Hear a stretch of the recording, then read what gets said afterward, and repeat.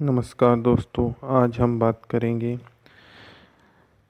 किताब रामायण के अमर पात्र कर्तव्यनिष्ठ लक्ष्मण के बारे में, जिसके लेखक है डॉक्टर विनय।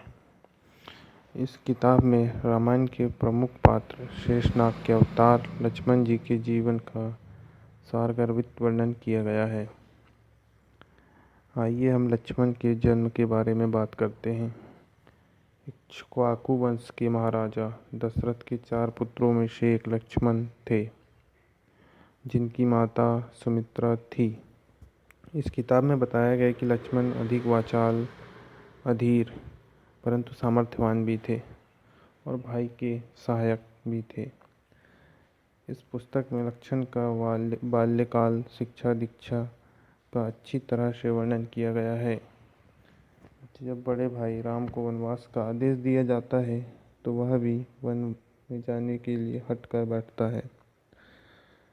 इस पुस्तक में लक्ष्मण के क्रोध के बारे में बताया गया है कि किस प्रकार वह सुग्रीव अपने कर्तव्य बोध को भूल जाते हैं, तब लक्ष्मण बहुत ज़्यादा क्रोधित हो जाते हैं।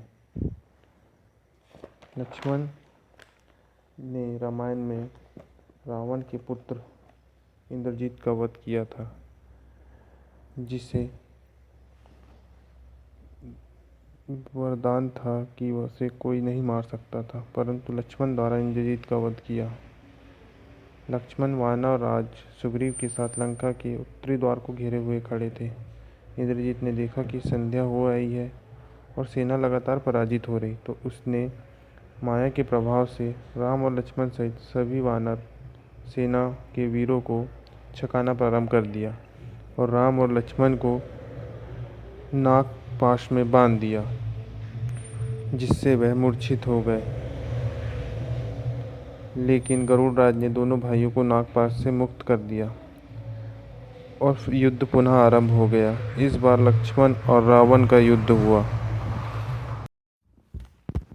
जिसमें रावण ने लक्ष्मण पर ब्रह्मा की शक्ति का प्रहार किया, जिससे लक्ष्मण मूर्छित हो पड़े। फिर इसके पश्चात मेघनाद और लक्ष्मण का युद्ध निकुंभला मंदिर के पास हुआ। इसके पश्चात रावण ने लक्ष्मण पर शक्ति का प्रयोग किया। फिर लक्ष्मण ने इंद्रजीत का वध किया। इस पुस्तक में लक्ष्मण के चरित्र के बारे में बहुत अच्छे सा वर्णन किया गया है। इसमें बताया गया है कि वह अपने भाई का आज्ञाकारी था और अधीर भी था, परंतु राम उसे समय समय पर समझाते। इस किताब में पूरी तरह से रामायण का वर्णन किया गया है, परंतु लक्ष्मण के चरित्र का भी अच्छी तरह से वर्णन किया गया है। लेकिन लक्ष्मण के चरित्र का वर्णन करना है तो रामायण का भी वर्णन पूरी तरीके से किया जाना चाहिए था। लेकिन इस पुस्तक में लक्ष्मण के चरित्र के बारे में अच्छी भली भांति प्रकार से बताया गया है और बिना राम के लक्ष्मण नहीं है, इसलिए इसमें राम और रामायण का पूरा वर्णन किया गया है।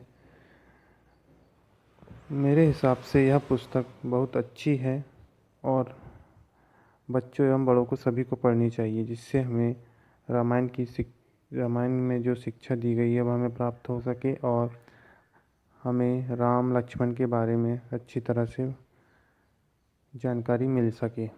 धन्यवाद। मेरा व्यक्तिगत मत यह है कि इस पुस्तक को सभी पाठकों को पढ़नी चाहिए और यह पुस्तक आसानी से फ्लिपकार्ट पर उपलब्ध है। कृपया आप इस पुस्तक को खरीदें एवं पढ़ें। धन्यवाद।